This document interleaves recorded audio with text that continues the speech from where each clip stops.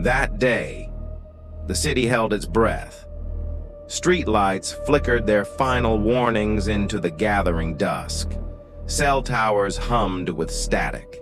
And across every device, every screen, every desperate attempt to reach out, the same cold response blinked back at humanity.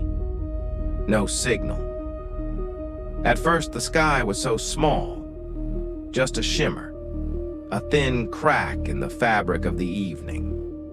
Some thought it was lightning, summer storms rolling in early. Others screamed that war had finally come, that the missiles were falling.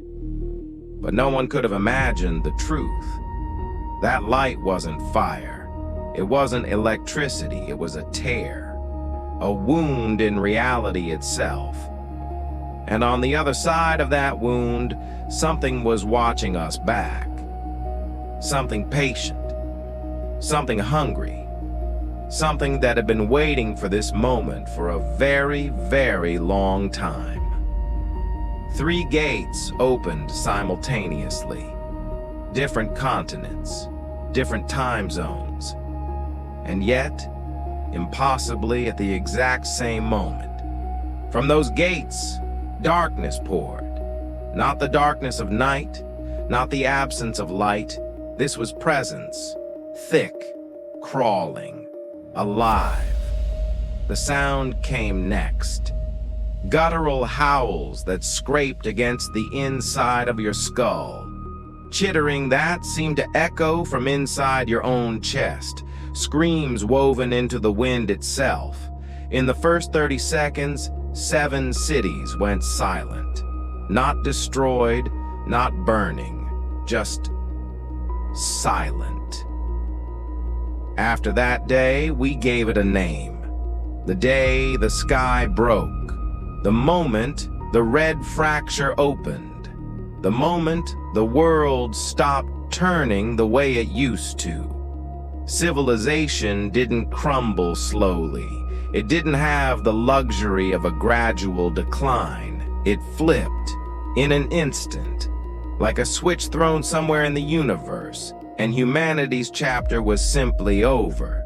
But here's what they don't tell you in the history files, in the survival logs, in the whispered stories around underground fires.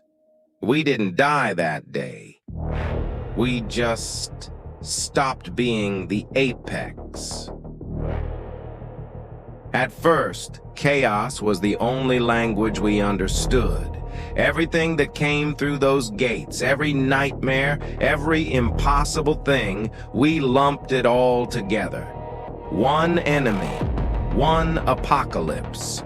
We were wrong. As the weeks dragged on, patterns emerged. They weren't one army. They were 4. 4 forces. 4 agendas. And that made everything so much worse. The beasts came first, on all 4s, on wings, on legs that bent in ways that defied anatomy. We called them beasts because that's what our minds could handle. But they weren't animals. Their muscles pulsed like living hydraulics. Their senses pierced concrete and darkness. And their blood glowed hot enough to melt steel. They had one purpose: dominate, hunt, consume. No strategy, no mercy, just raw, primal force. They were the hammer, and we were very, very soft nails. Then there were the specters, translucent, shifting, never quite there. They didn't hunt with claws or teeth. They hunted with awareness. They moved through sound, through emotion, through the invisible frequencies of human consciousness.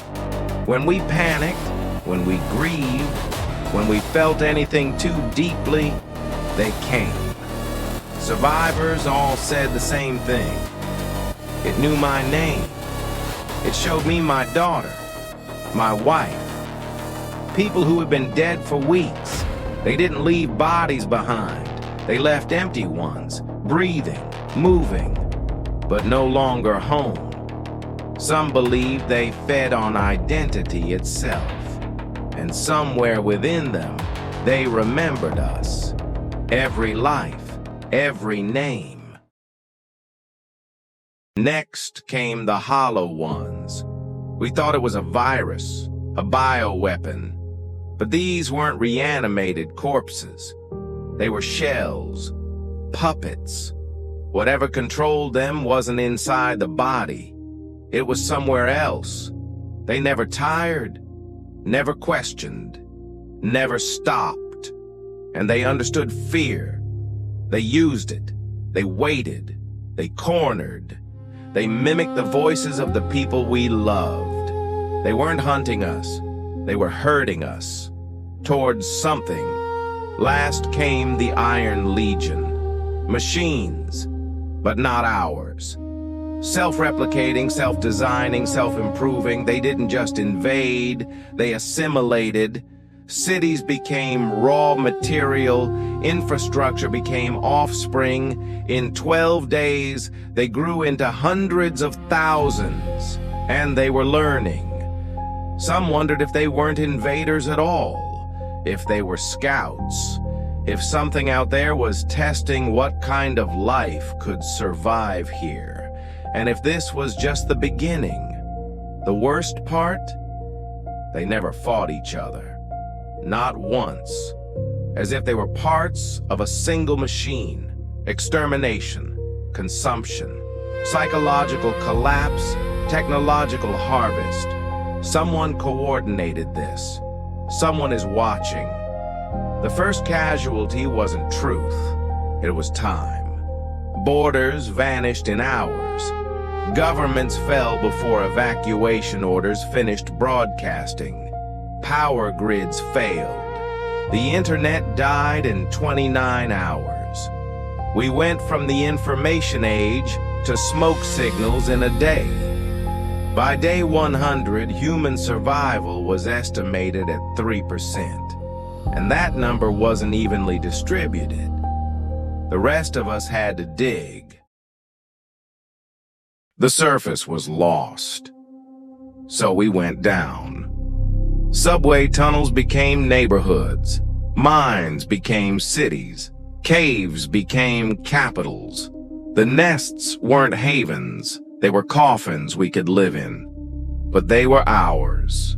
4 codes emerged. Anvil, Harvest, Centra, Ghost. They held the ceiling of the world together.